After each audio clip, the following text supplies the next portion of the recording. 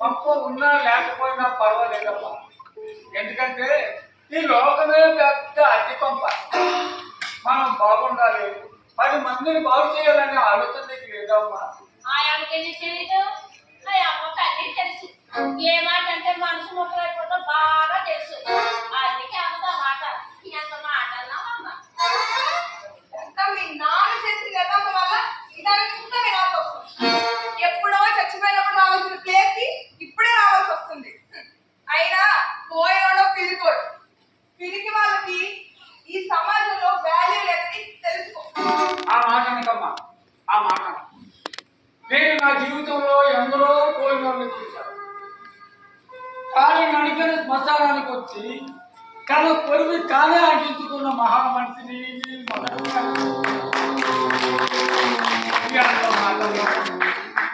నువ్వు అనే మాటలకి ఆ చితిమంటలో ఆయనకి పెద్ద బాధ అనిపించుకుంటాం.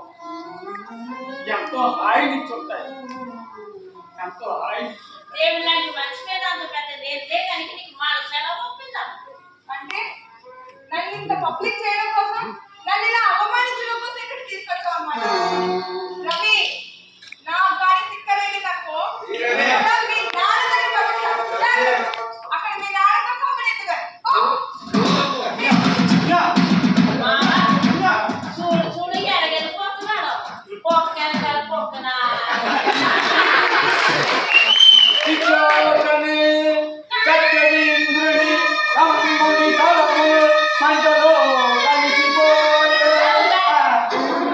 నీకు సంతోషం వచ్చినా దుఃఖం వచ్చినా నీ నాశనం.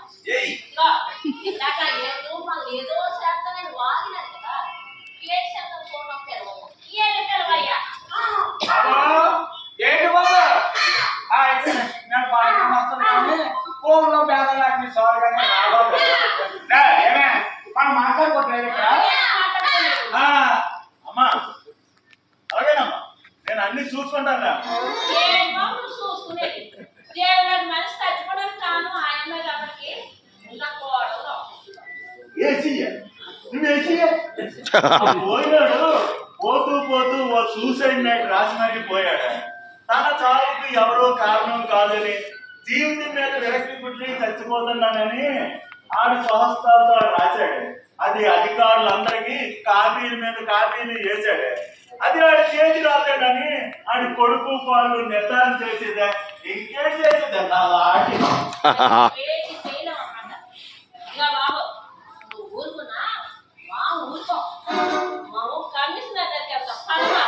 నువ్వు కమిషనర్ దగ్గరికి వెళ్ళినా, కోర్టుకి వెళ్ళినా మమ్మల్ని ఎంక్వైరీ చేస్తారా? మేము ఫాల్స్ అని చెప్పి మిస్టేక్ ఆఫ్ ది కేసు కింద కేసు కొట్టేస్తావే. అయినా పోలీసు వాడు రాసిందే భగవద్గీత. ఒరే సారయ్య, నీకెందుకురా ఈ దొంగ? పోయినోడేమైనా నీ బంధువు అనుకున్నావేట్రా? కొండపోతగా కాల్చేస్తున్నావు కన్నీళ్ళు. మనం మనుషులు బాబు. చెట్టు పై నుండి ఒక కాదు చనిపోయి కింద పడి చనిపోతే మిగతా కాదులని కావు కావు కావు మరి ఆ సాగు పంచుకుంటాయి బాబు. కాదు బాబు లేదా బాబు మనకి ఆ పెద్దప్పుడు తిని మనకి ఆ సంతోషాన్ని ఇస్తాయి. పాట ఆనందాన్ని ఇవ్వలేకపోయాడా? కన్నా చిటువైపు అలాంటి కొడుకుని కన్నా అందుకే నాకేమనిపిస్తుందో తెలుసా నవ్వుతాను, ఈ సమాజంలో ఎవరి తలకు వారే పొరుగు పెట్టుకునే రోజులు వస్తాయేమో అని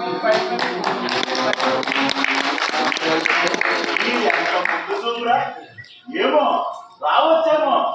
ఎవడ గోల వాడితే ఎవడ చౌవాడు చస్తున్నాడు. ఈ లోకంలో ఎవరు బతుకుతున్నారు? కొందరు మానసికంగా చచ్చిపోతున్నారు, కొందరు శారీరకంగా చచ్చిపోతున్నారు. ఐపీసీ 306 సెక్షన్ ఆత్మహత్య నేరం కాదని 306 సెక్షన్ ఎత్తేమని చాలా రోజుల నుంచి చర్చ జరుగుతుంది. అది ఏదో ఒక రోజు తీసేవచ్చు. ఎవడ చావుకు వాడే ముహూర్తం పెట్టుకోవచ్చు. అయినా ఆ పోయినోడు ఆత్మహత్య చేసుకున్నాడా, హత్య చేసుకున్నాడా అనేది సందిగ్ధ స్థితిలో జనాలు ఉంటారా? అదిరా మన జాతికి పట్టబోయే పెద్ద దౌర్భాగ్యం. మీరు మాట్లాడేస్తున్నాను. బాబు దాన్ని శ్మశాన వైరాగ్యం అంటారు బాబు. అవును బాబు. మాట్లాడు బాబు. మాట్లాడు బాబు. పోలీసు వాడు ఎక్కువగా మాట్లాడకూడదు. ఎవరైనా మాట్లాడితే దండించాలి, ఖండించాలి. అంతేగాని పోలీసు వాడు నిజాలు మాట్లాడడం మొదలెడితే కోర్టులు పడిపోతాయి, ప్రభుత్వాలు కూలిపోతాయి. నా ఉద్యోగానికి ముందే నేను సస్పెండ్ అయిపోవచ్చు. అయినా మా బాధలకి మీరు చేస్తే ఒరే సారయ్య, ఆ పోయినాడు గుండాయి చచ్చిపోయినట్టు, ఆడి కొడుకే ఆయన తీసుకొచ్చినట్టు, నువ్వు ఆయన్ని కాల్చినట్టు ఈ పేపర్ల మీద సంతకం చేయరా? అవును బాబు. ఆడిల్లి ఎంఆర్ఓ ఆఫీస్కి వెళ్ళి ఓ లీగలైజ్ సర్టిఫికేట్, డెత్ సర్టిఫికేట్ తెచ్చుకొని వాళ్ళు బాబు లాకర్ లో ఉన్న డబ్బు నగలు తెచ్చుకుంటారా? సంతకం చేసేరా? చెయ్యరా? అవును బాబు. అంతో ఎంతో ఎంతో కొంచెం లేకపోతే ఈ పని నీకెందుకు?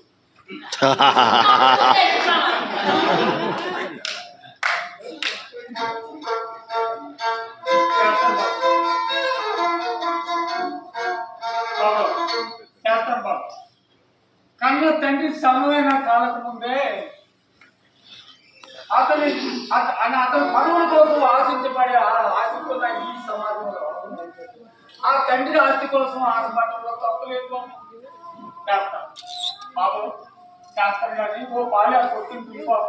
ఆ తండ్రి ఆస్తికులైనా పట్టుకెళ్తాడేమో అడిగిపోతాను. సరే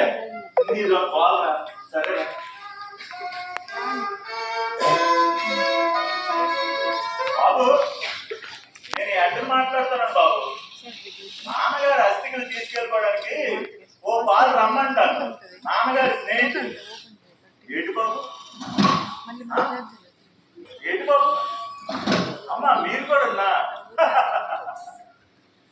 ఏంటి బాబు? ఏదన్నాడు? వస్తానన్నాడా? రాకపోతే ఏం చేస్తానే? పిల్లలంటే భయపడతాడు కానీ తప్పక వస్తాడా? అది పిల్లలు సస్తానంటే దాని వెనక ఇటు పరిగెడుతున్నాడు. అయినా సారయ్య, సంతకం చేయడానికి అంత ఆలోచిస్తున్నాను ఏంటా? నేను 174 సిఆర్పి సెక్షన్ కింద కేసు కట్టలేదు, శవ పంచాయతీ చేయలేదు, ఫోరెన్సిక్ ల్యాబ్ పంపించలేదు, అసలు ఏమీ చేయలేదు. ఎందుకులో సంతకం చేయడానికి అంత పెద్ద గవర్నర్ సంతకం లాగా? ఒరే, అస్థికులు అన్నావంటే నీ అస్థికులు ఏర్పడానికి నీ కొడుకు రావాల్సి ఉంటుంది. చేయరా సంతకం?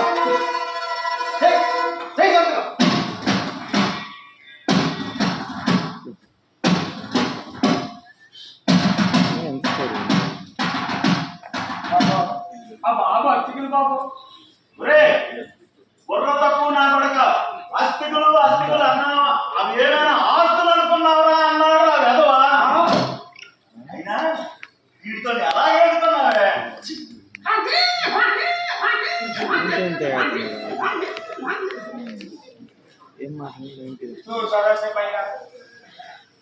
ఏమైనా ఇటువంటి కొడుకులు కన్న తల్లిదండ్రులు వాళ్ళ ఆత్మలు ఎలా శాంతిస్తాయి?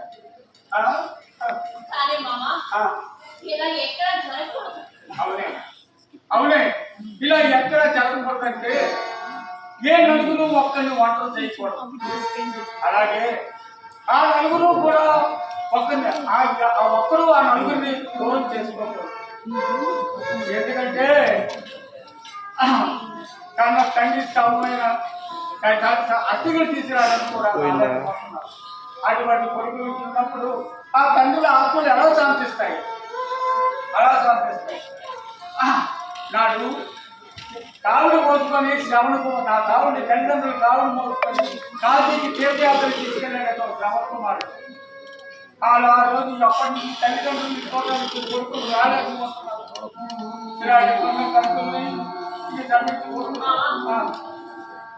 ఆ శ్రవణకుమారుడిని నువ్వే ఎందుకు అవును, ఆ శ్రవణకుమారుడిని నువ్వే ఎందుకు ఆ అస్థికులు నువ్వే ఎందుకు? అవునే నేను ఆ బాబు అతిథి తీసుకుంటా. ఇక ఆ బాబు మనకు ఇచ్చాడే. ఎవరు తీసుకెళ్ళకపోయినా ఆ బాబు అతిథి నేను కాశీ తీసుకెళ్తాను. అందులో కలుపుకోండి. ఆ బాబు ఈ డబ్బు ఇవ్వడం వల్ల ఆ బాబుకి ఎంతో సంతోషంగా